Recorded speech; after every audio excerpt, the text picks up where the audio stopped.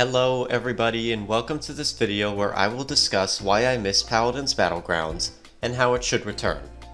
This is a video I've wanted to make for a long time now.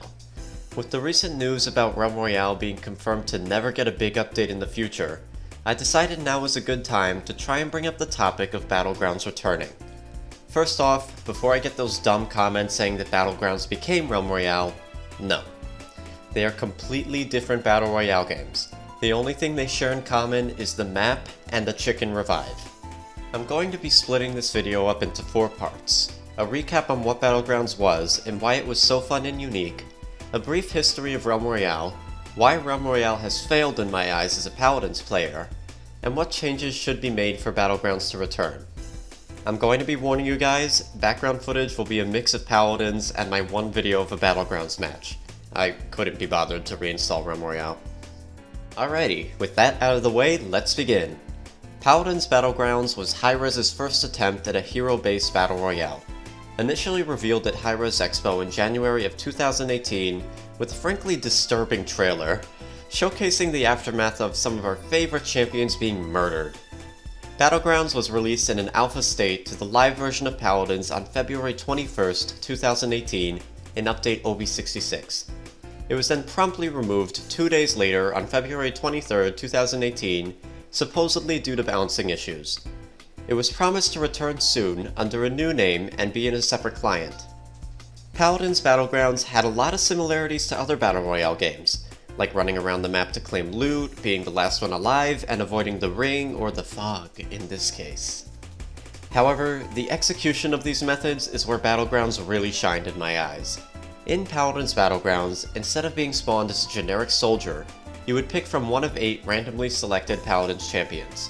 Instead of finding guns and armor in chests, you would find loadout cards and items from the item store, like Cauterize. Gold drops would contain talents or legendary cards as they were called back then. There was no limit on your legendary cards, meaning that you could potentially have all 4 talents on your champion at once. How could I forget the other unique nuances like being able to mount any time to traverse the map quicker, and the unique way the kills and eliminations would grant your champion an additional 1% bonus HP and 1% damage to their weapon. Not to mention the chicken revive. Instead of entering a down state, players would be turned into a chicken for 30 seconds. If you were able to survive for that time, you would automatically be respawned. This made revives not dependent on other teammates, which in turn made the game much more enjoyable. Now that you know how the mode functioned, let me explain why it was so fun and unique. Paladins Battlegrounds was the battle royale for team-based FPS shooter players. Everything in the mode was ripped straight from the main Paladins game, the biggest asset being the champions themselves. If you saw an Androxus on the horizon, you knew that he had a revolver and a reversal. You never had to guess if the Androxus was going to insta-kill you with a shotgun or turn invisible as you closed the distance. This made victory in Battlegrounds reliant on mastery of your champion and knowledge of enemy champions, as opposed to getting lucky with high-tier armor and weapons. Even then, there was an RNG factor in Paladins Battlegrounds, that being finding loadout cards and item store trinkets. Finding loadout cards at shrines was a bit flawed due to the unbound system of OB64, but still very fun regardless. Basically, you would get your cards in bundles that ranged from 1 to 5 power. What made it so fun is that every champion had different cards. Who knew what you were going to get? Bonus health, cooldown reductions, or one of those old boring cards where you cannot be slowed for more than 65%. The loadout card system was a very healthy way to go about RNG in a battle royale. And then we have the item store trinkets. Chests would be spawned all over the map containing our favorite cards like Veteran and Deft Hands. The prevalence of these chests made it super easy to adjust to what enemy champions were still alive. If you saw that there were 2 Inaras still living, you would prioritize picking up some Bulldozer to shut her down. If you noticed that there's no healers still alive, you might have wanted to prioritize damage resistance with Haven and Blast Shields. The item store trinkets were really useful in planning ahead for that long-term macro gameplay. Overall, I think the biggest factor that made Battlegrounds fun was being able to pick a familiar champion and push their kit to the max. On top of that, all the nuances being pulled directly from the main game made the mode super easy to get into for Paladins players. If you ever wanted to play Paladins on super intense crazy mode, then Battlegrounds was for you. Now, fast forward to April 29th, 2018. Realm Royale has been in a closed alpha since the beginning of the month, but today is the day that content creators are finally able to record and talk about it. Realm Royale was claimed to be the continuation of Paladins Battlegrounds. Let me give you guys a gist of the game for those who haven't played. Realm Royale is a pretty run-of-the-mill battle royale game. You pick from one of 4 classes to duke it out on the battlefield. Around the map, you will find chests containing weapons and abilities of varying quality. Now, these weapons and abilities are supposedly ripped straight from Paladins. More on that later. You can expect to find weapons like Victor's Assault Rifle and abilities like Barracks Turrets. Picking a generic class and running around finding weapons sounds like any other battle royale game. However, there was one very key difference that made Realm Royale stand out from the competition. The Forge. Upon opening a chest or killing an enemy, the player was granted with shards. You could then take these shards to a forge where you were able to craft almost any item you wanted, the standout being legendary weapons. While overall Realm Royale was very luck-based, the players who were able to stay alive would eventually gain some agency over their run by being able to craft high-tier items at the forge. Being able to craft your own items would of course draw players towards the forge, which would always result in the forges being combat hotspots, which is very important for a battle royale to have. So, with the forge being the one unique and most important aspect of Realm Royale, it would make sense to keep it in the game, right? Well, fast forward to June 5th, 2018. Realm Royale has entered early access on Steam, with a pretty positive reception. Then exactly 2 weeks later, on June 19th, 2018, with the Early Access 3 update, legendary weapons were no longer able to be crafted at forges. This meant that high-tier weapons were now able to be found at random in chests, taking away player agency and enforcing the idea of whoever gets a better gun drop first wins. Taking this aspect away from the forge was completely stupid. The one and unique feature from Realm Royale received a massive blow, and players were not happy. Even though the forge change was reverted very quickly, the damage was done. According to Steam charts, Realm Royale launched with an average of 32,811 players in June of 2018. Just a month later, the average player count for July 2018 was 9,171, a huge loss of 72.5% of their players. Fast forward to July of 2020, and the average player count is a pathetic 1,311. Realm Royale has lost 96% of its players on Steam since the early access release. To end Realm Royale's sad tale, a few days ago on August 17th, 2020, the CEO of Hi-Rez made a tweet relating to Realm Royale, and I quote, "It is very unlikely that Realm Royale will receive any large, major upgrades in the future." Before we continue, I want to bring up some reasons as to why I personally disliked Realm Royale as a Paladins player. The biggest issue I had with Realm Royale was the inability to select Paladins champions. Instead, you had generic and boring classes. Next up was despite the Forge offering some player agency, in my opinion, it did not offer enough. Early game fights were still heavily dictated by who found the better gun and abilities first. Then we have the abilities, which as a Paladins player got me so hyped when I first heard about it. I was imagining scenarios in which I could combo abilities like Ying Illusions and Zin's Billow.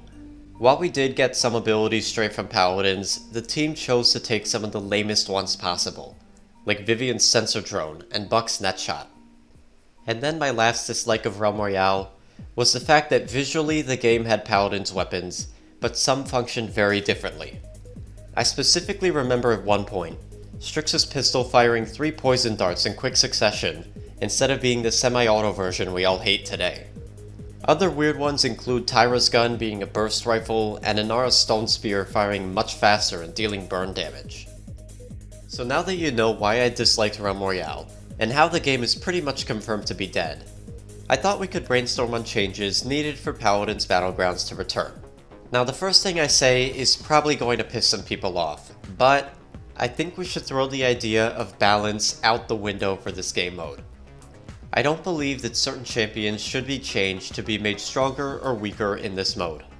Battlegrounds should not be a competitive game mode. It's casual. I know immediately people are going to say that the snipers, Strix and Kinessa were too strong in the mode, and tanks like Fernando and Ashe were too weak. Now, snipers are the one exception to my screw balance philosophy. Truth be told, I don't have an elegant solution for the snipers that doesn't require a rebalancing of them for the mode. So I'm just gonna opt for the removal of Strix and Kinessa in the Battlegrounds mode. Sure, it sucks for those mains, but those two characters had way too big of an advantage over other players. Now there is sort of another solution. I think the Battlegrounds / Realm Royale map needs some more enclosed spaces for close quarters combat.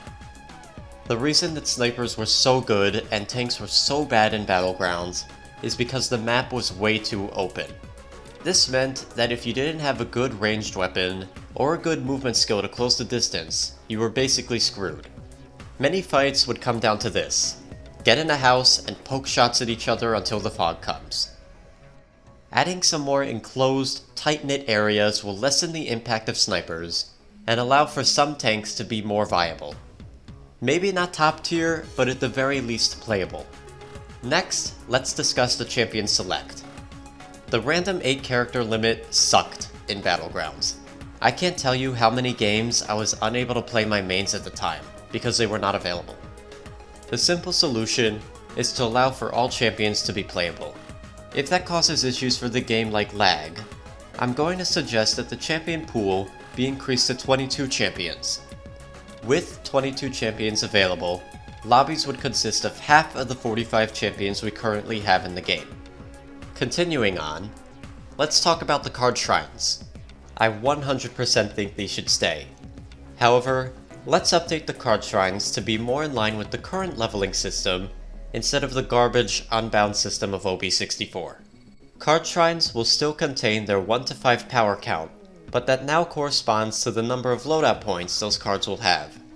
For example, hitting a level 2 power shrine can either give you 2 level 1 cards or 1 single level 2 card, whereas hitting a level 5 shrine has a chance of granting you a fully leveled card, 5 level 1s, or anything in between.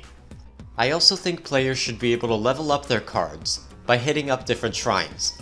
If you get a level 1 card of Eevee's Flicker at one shrine, and then find a level 2 version of the card at another, the card should automatically level up to level 3.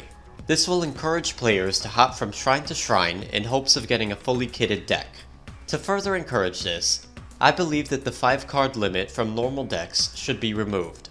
Removing this allows for the possibility of a player to have 20 cards at once, all of which need to be leveled up to level 5. Across 20 cards, players would have 100 loadout points to collect. At the bare minimum, a player would need to travel to 20 card shrines to cap out their deck. This will disincentivize camping and reward players who move around, all while creating plenty of hotspots for battles to take place. Moving on, let's talk about the item store trinkets. I think these items should continue to be the most common and frequent every chest. However, I think a leveling system like the loadout cards would do them much better. Previously in Battlegrounds, you could open a chest and find a fully leveled Cauterize. In my proposed new Battlegrounds, I think every item in a chest should contain a level 1 version. Finding another will allow the player to level it up until level 3. This removes some of the RNG of a player finding a better life rip before you, and once again incentivizes players to move around to complete their deck. Last up we have the talents, and overall I believe that these shouldn't be changed. They could keep the blimps dropping legendary chests, but I think I have a cooler idea that will make the old players of Realm Royale happy. Bring the Forge to Paladins Battlegrounds, and have it function exactly like the Forge does now. Opening chests and killing enemies should grant the player with shards. With those shards, players can go to the Forge to craft a random talent for their champion. We could take it even further, by allowing the player to craft loadout cards and item store trinkets as well. Introducing the Forge will solidify the idea of Battlegrounds matches being best played if you move around often. Overall, this version of Battlegrounds has the opportunity to be the least random of all the Battle Royales out there. With the ability to pick your own champion, comboed with the player agency of the Forge, I think Paladins players and Realm Royale players will both enjoy this new version of Paladins Battlegrounds. And that's the video. What do you guys think? Do you have any additional points or critiques to make? Let me know down below. Don't forget to clap that like button and laser down that subscribe button. Snatching the bell is also a great way to keep in the loop. As always, I'm YellowNinja, and peace.